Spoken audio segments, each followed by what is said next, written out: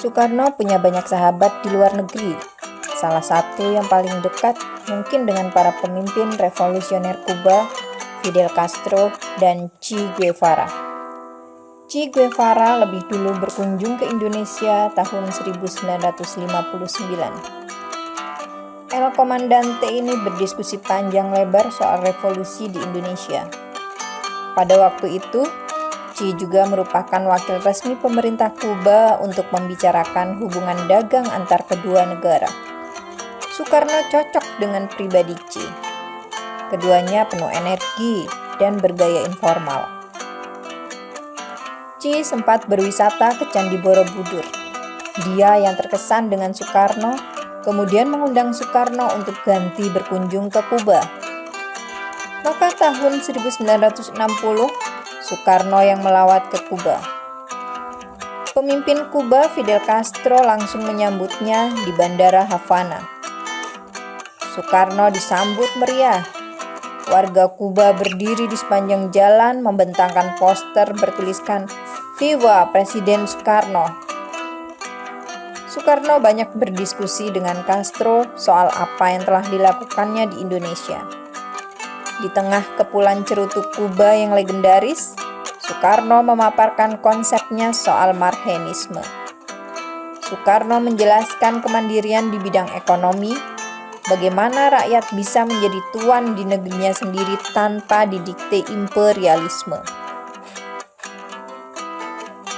Fidel Castro yang juga anti-Amerika klop dengan Soekarno. Sejarah menunjukkan keduanya tidak pernah mau didikte Amerika Serikat. Foto-foto Soekarno, Che, dan Castro menunjukkan hubungan yang sangat dekat.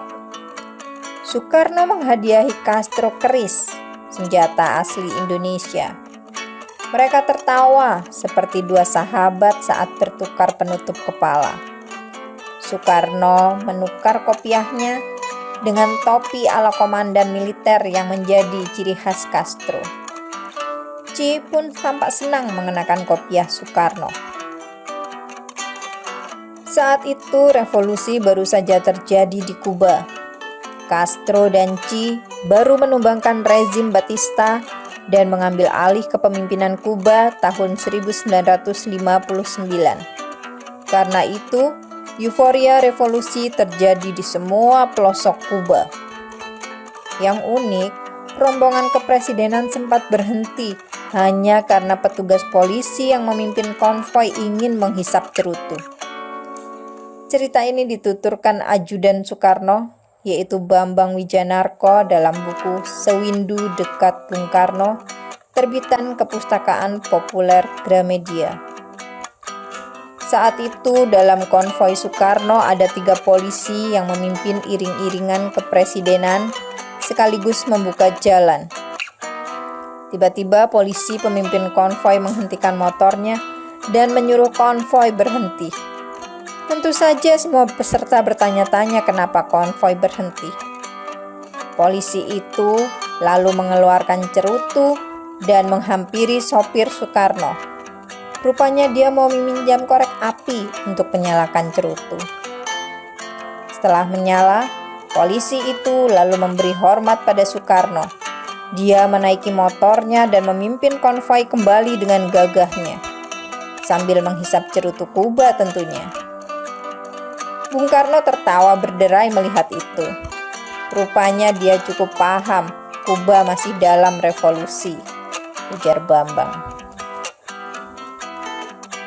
Lawatan ke Kuba sangat mengesankan untuk Soekarno.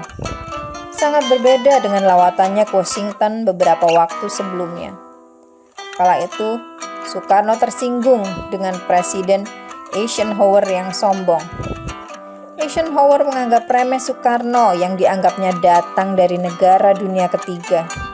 Dibiarkannya Soekarno menunggu di Gedung Putih hampir setengah jam lamanya. Amarah Soekarno pun meledak. "Apakah kalian memang bermaksud menghina saya? Sekarang juga saya pergi," ujar Soekarno dengan marah. Para pejabat Amerika Serikat pun kebingungan. Mereka sibuk meminta maaf dan meminta Soekarno tinggal. Eisenhower pun segera keluar menemui Soekarno. Pada pertemuan berikutnya, Eisenhower menjadi lebih ramah.